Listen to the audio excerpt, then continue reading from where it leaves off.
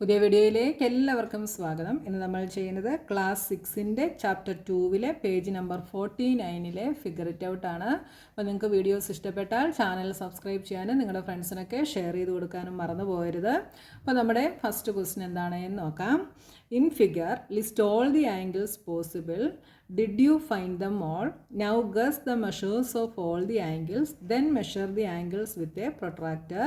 Record all your numbers in a table. See how close your guesses are to the actual measures. അപ്പോൾ ഇവിടെ നമ്മളോട് ഇവിടെ ഒരു figure നമുക്ക് തന്നിട്ടുണ്ട്. ഈ ഫിഗറിലുള്ള എല്ലാ പോസിബിൾ ആംഗിൾസും ലിസ്റ്റ് ചെയ്യാൻ പറഞ്ഞിട്ടുണ്ട് അല്ലേ. അപ്പോൾ നമ്മൾ എന്ത് ചെയ്യണം, ഇതിൻ്റെ എല്ലാം ആംഗിളിൻ്റെ മെഷർ ഗസ് ചെയ്യാൻ നമ്മളോട് പറഞ്ഞിട്ടുണ്ട്. അതായത് പ്രൊട്രാക്ടർ യൂസ് ചെയ്യാതെ ഗസ് ചെയ്ത് എഴുതാൻ പറഞ്ഞിട്ടുണ്ട്. എന്നിട്ട് നമുക്ക് ഗസ് ചെയ്തതിന് ശേഷം പ്രൊട്രാക്ടർ വെച്ചിട്ട് നമുക്കിത് മെഷർ ചെയ്യാം. എന്നിട്ട് അതെല്ലാം ഒരു ടേബിൾ ഉണ്ടാക്കി അതിൽ റെക്കോർഡ് ചെയ്യാൻ പറഞ്ഞിട്ടുണ്ട്.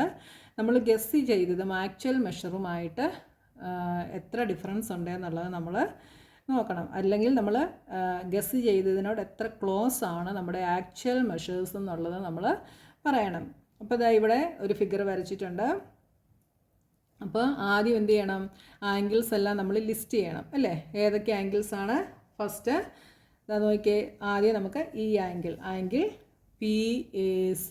അപ്പോൾ നമുക്കിവിടെ ഞാൻ ഇങ്ങോട്ടങ്ങ് എഴുതുവാണ് കേട്ടോ. അപ്പോൾ നിങ്ങൾക്ക് ഒരുമിച്ച് കാണാനായിട്ട് പറ്റും.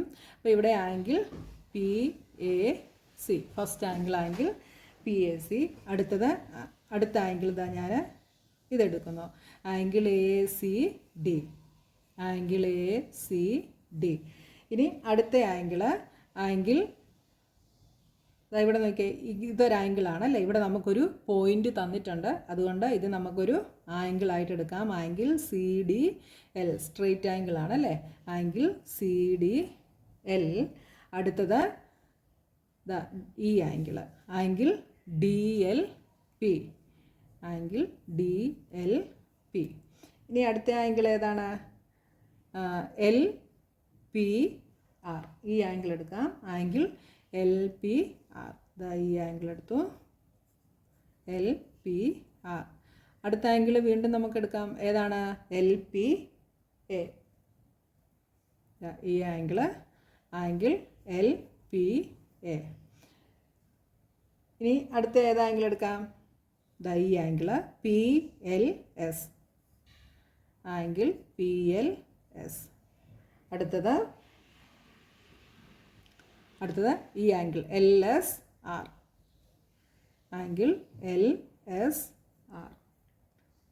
അടുത്തത് PRS. അടുത്ത ഇനി ആംഗിൾ ഏതുണ്ട്? Angle BRS.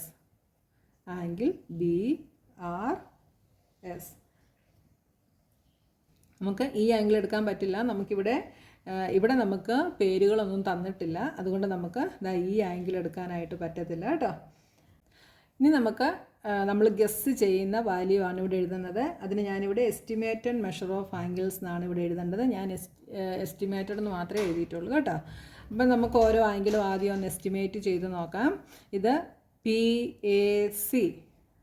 PA എന്ന് പറയുന്ന ഒരു സ്ട്രെയിറ്റ് ലൈനാണ് ഇവിടെ അല്ലേ. അപ്പോൾ 90 ഡിഗ്രി ആവണമെങ്കിൽ കറക്റ്റ് ഇങ്ങനെ താഴോട്ട് വരണം. അപ്പോൾ 90 ഡിഗ്രിയെക്കാട്ടിൽ ഗ്രേറ്റർ ആണ്, ഒബ്റ്റ്യൂസ് ആംഗിൾ ആണ്.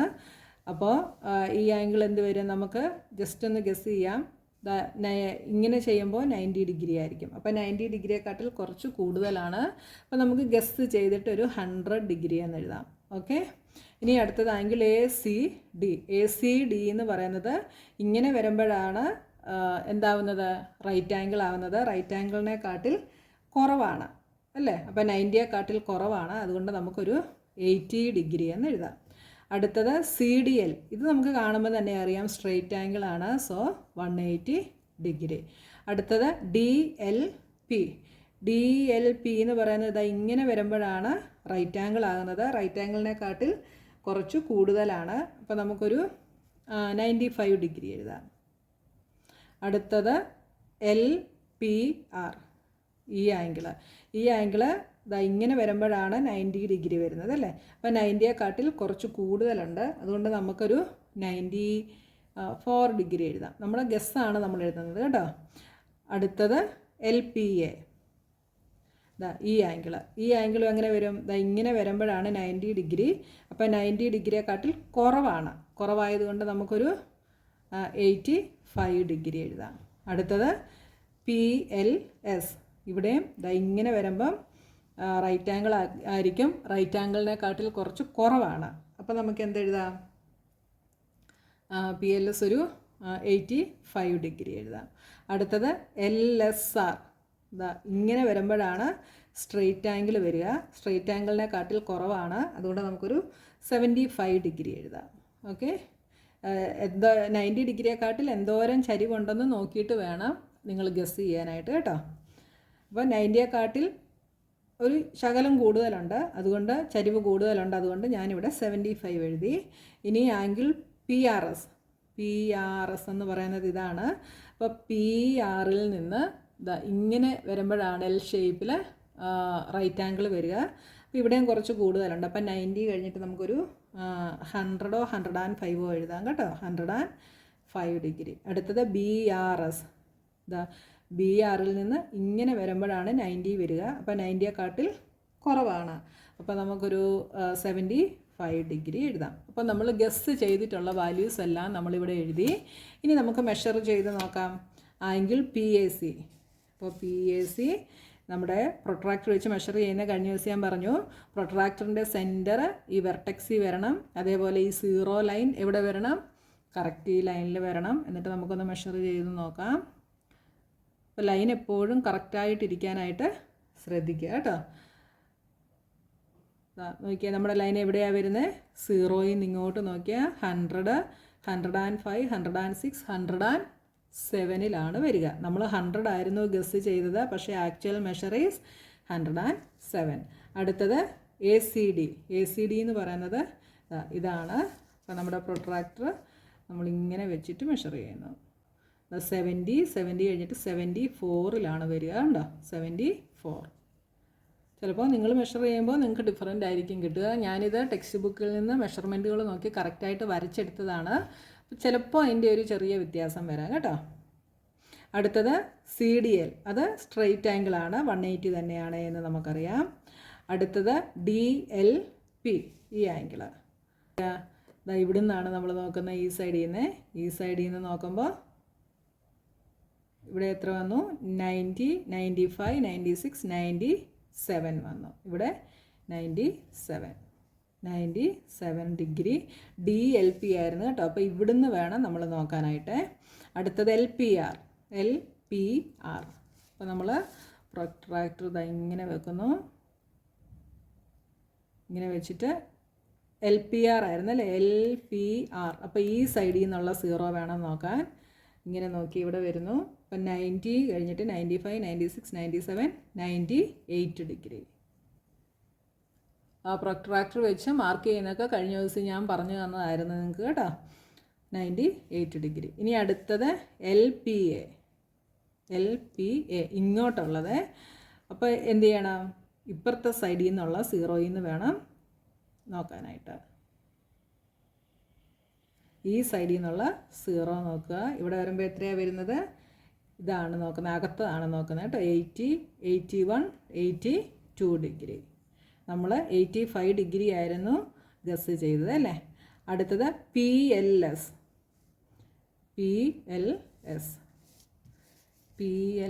എന്ന് പറയുമ്പം ഇങ്ങനെ വെച്ചിട്ട് നമ്മൾ ഈ സൈഡിൽ നിന്നുള്ളതാണ് നോക്കുന്നത് കേട്ടോ.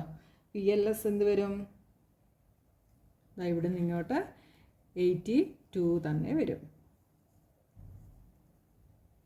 ഇനി അടുത്ത് LSR.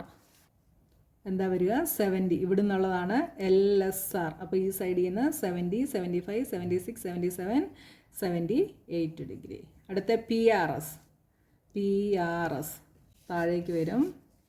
അപ്പോൾ ഈ സൈഡിൽ നിന്നുള്ളത് വേണം നോക്കാൻ. എത്ര വന്നു? 102 ആണ് കേട്ടോ. 100 കഴിഞ്ഞിട്ട് അകത്തെ മെഷർമെൻ്റ് ആണ്. 100 കഴിഞ്ഞിട്ട് 2ഉം കൂടെ. അപ്പോൾ 102 degree.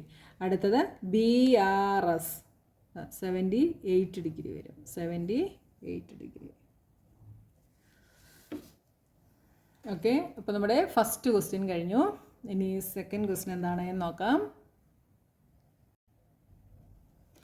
Use a protractor to draw angles having the following degree measures. അപ്പോൾ നമുക്കിവിടെ കുറേ മെഷേഴ്സ് തന്നിട്ടുണ്ട്. അത് വെച്ചിട്ട് നമ്മളോട് പ്രൊട്രാക്ടർ യൂസ് ചെയ്തിട്ട് ആംഗിൾ വരയ്ക്കാനാണ് നമ്മളോട് പറഞ്ഞിട്ടുള്ളത്. അപ്പോൾ ആദ്യത്തേത് 110 ഡിഗ്രി. അപ്പോൾ നമ്മൾ ആംഗിൾ വരയ്ക്കാൻ ആദ്യം എന്താ ചെയ്യുന്നത്?